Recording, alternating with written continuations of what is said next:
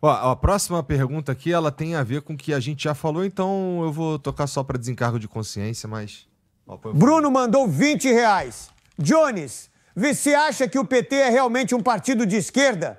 Tenho asco de que partido de direita, mas como confiar nos partidos de esquerda depois de tantos escândalos de corrupção pela história? É, que ele começa perguntando se você acha que o PT realmente é um partido de esquerda, e foi basicamente o que a gente estava falando aqui agora mesmo. Né? É verdade. Veja, mas só um detalhe importante. Eu acabei de falar da situação do metrô de Recife, né, que tá para ser privatizado, e do metrô e do trem de Porto Alegre, né, a Transurb. O metrô de BH, que foi privatizado, Lula acabou de anunciar 1 bilhão de dinheiro público para um metrô, agora que foi privatizado. Aí a pergunta básica é, por que se tem dinheiro público disponível, esse dinheiro não foi usado para melhorar o metrô quando era público? Parei. Lá em Pernambuco, a gente tem a nossa Compesa, né, que é o equivalente de vocês aqui à Sabesp. E aí o governo Lula, também descumprindo a promessa de campanha de não privatizar a água, tá querendo privatizar a Compesa em parceria com o governo Raquel Lira. Sabe qual é a proposta de privatização? É assim, ó.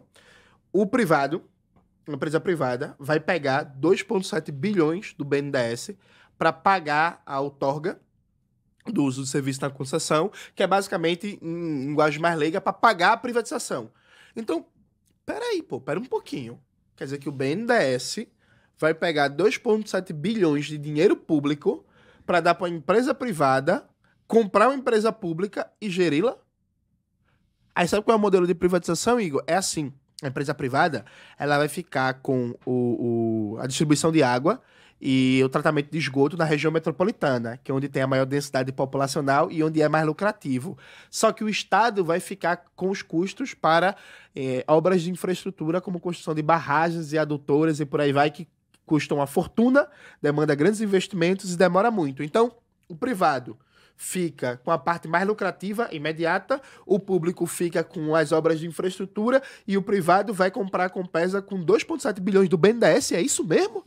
Veja, isso não é política de governo de esquerda e um bocado de deputado dito progressista está calado porque não pode criticar o governo Lula. Para tu ter uma ideia do absurdo, eu pedi pro deputado Glauber Braga, pedi pro deputado Tarcísio Mota, pedi pra deputada Duda Salabé falarem contra a privatização da Compesa e do metrô. Os três atenderam, fizeram um pronunciamento, a quem eu agradeço do fundo do coração, não só eu, como os trabalhadores urbanitárias, metroviárias. Só que lá em Pernambuco os deputados federais estão calados. Então, por exemplo, o deputado federal Túlio Gadelha, que dizia em 2022 que era contra a privatização do metrô, agora ele não fala nada.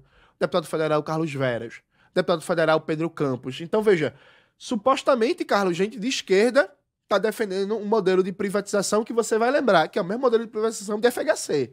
Não era isso que a FHC fazia? Aliás, na privatização das estradas de São Paulo, eu me lembro, Sim. lá atrás, né, que o governo do estado investiu pra caramba para melhorar as estradas, para deixá-las em condições de fazer a privatização. Então, na hora da privatização, as empresas que pegaram a concessão das estradas já pegaram rodovias numa condição muito melhor. Aí não foi dinheiro que foi entregue antecipadamente. O dinheiro foi gasto na melhoria da estrada. Não e aí o trabalho de gerir a obra, aí né? Houve a privatização. Eu me lembro muito bem dessa história porque foi um assunto muito discutido, mas na prática o modelo foi esse. Aí diz depois que funcionou porque tá na mão do privado. Não, pô, funcionou porque gastou, pô.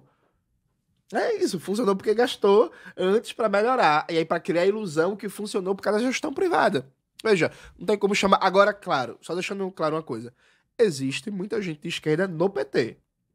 Tem um deputado Renato Freitas, a deputada Natália Bonavides, a vereadora de Natal, a Brisa, que está sendo perseguida, sofrendo um processo de cassação ilegal e imoral lá em Natal, o Rui Falcão, que é ex-presidente do PT, deputado federal, vários deputados estaduais, vários vereadores, vários militantes. Tem muita gente de luta, muita gente séria, inclusive muita gente socialista, marxista dentro do PT. Agora, a direção do PT, os Quaquá, o Rui Costa, o Luiz Inácio Lula da Silva, sabe, o Zedinho Silva e companhia limitada, aí de esquerda não tem nada. É uma perspectiva neoliberal mesmo, só que neoliberal que gosta do povo, né? Entendi. Gosta de gente. Vamos lá. Ó, Luminous, bota o fone aí. O Luminous mandou aqui, ó. Luminous 96 mandou R$30. Jones, você acredita que a esquerda tem que popularizar o linguajar para atingir bolsonaristas e desinteressados em política? Acho que não, acho que isso é um falso debate. Acho que a gente tem que moldar o nosso discurso ao espaço que a gente tá. Então, se você, por exemplo, existem categorias que têm muita experiência de luta sindical. Então, você fazer uma palestra para os bancários é uma coisa. Você fazer uma palestra para, por exemplo, motoboy é outra coisa. E não é porque o motoboy é menos inteligente, é porque tem menos tradição sindical, simples e objetivamente. Então, qualquer bancário, por exemplo, que tem 10 anos de empresa, já está acostumado com a assembleia sindical, com eleição, com disputa, com debate de chapa e por aí vai.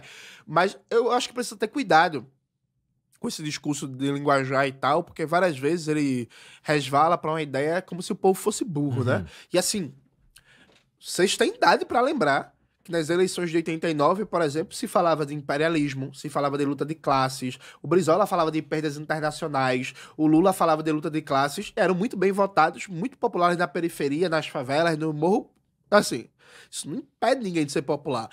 Eu, inclusive, me parece que uma prova disso é o meu sucesso nos últimos Então, eu ia te perguntar semanas. isso, mas você é um cara que domina o discurso, você domina a narrativa. Isso. Você domina, você tem um domínio sobre a forma de se dirigir ao público que te interessa, e você, inclusive, desenvolveu recentemente um formato de desafiar as pessoas e participar de debates e enfrentá-las presencialmente. Enfrentar no sentido, né, do debate. Intelectualmente. Né? É isso, né?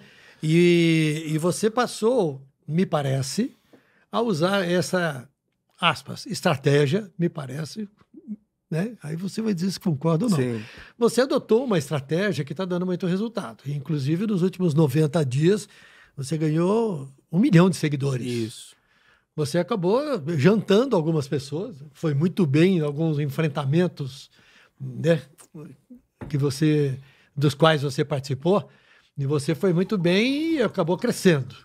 Então, você está falando que não precisa mexer no linguajar, mas você domina a narrativa. Então, de certa forma, você está se adaptando ao linguajar. Não, mas veja, eu tô me adaptando, mas eu não deixei para... Porque quando se fala de adaptar o linguajar, às vezes, o que se quer dizer é não usar palavras como imperialismo, socialismo, revolução, luta de classes, sabe? Então, às vezes, eu não sei se foi o caso da pergunta do nosso companheiro aí, ou companheira, mas assim, às vezes tá se falando disso.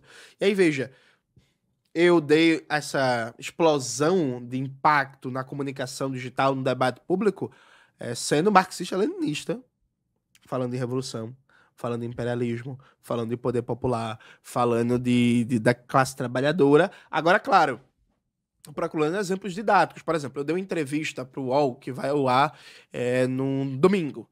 E aí a jornalista perguntou, se você fosse explicar o que é comunismo em 1 minuto, como é que você explicaria?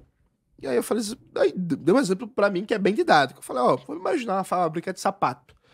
Se o patrão morrer na segunda-feira de manhã, às 7 horas da manhã, e a fábrica abre às 9 horas, se não for decretado luto e a fábrica funcionar normal, ela não funciona? Funciona, não funciona? Os operários vão lá, vão trabalhar, vão produzir, vai ter a linha de montagem e tal e tal.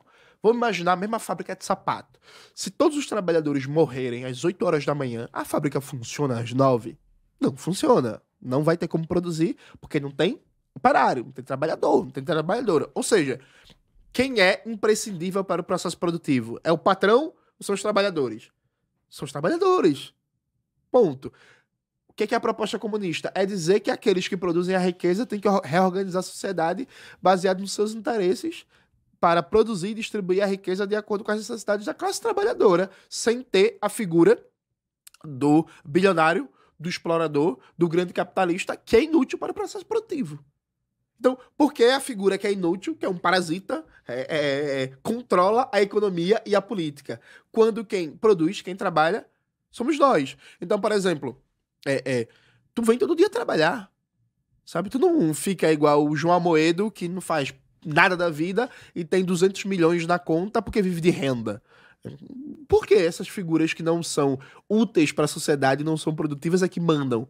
Então, veja, eu não abri mão de falar sobre comunismo, só que eu procuro meios didáticos, figuras de linguagem, metáforas, imagens e tal, para popularizar a ideia. Eu acho que a gente precisa aprender a adaptar a linguagem para cada espaço. Então, eu estou no MesaCast, eu vou ter uma linguagem. Eu estou na Assembleia Sindical, eu vou ter uma outra linguagem. Quando eu estava ontem em São Lourenço da Mata, por exemplo, discussando no ato dos professores, a minha linguagem é uma. Aqui a minha linguagem é outra. Então, eu acho que não tem muito segredo, não. Eu acho que você precisa ser um bom comunicador que se adapta aos espaços. O Jones tem 1.300.000 seguidores 400 no Instagram. 400 mil, você vê? Subiu. Dos Opa, últimos aqui, 3 ó. dias já subiu, ó. E o debate... Que cresce, né, Parece camarada? que cresce, camarada. Ó, gente, eu tô dizendo. É meme. O debate dele com 20 conservadores, pelo que eu vi aqui, tinha 3 milhões de visualizações. Né? Isso. É isso. É isto.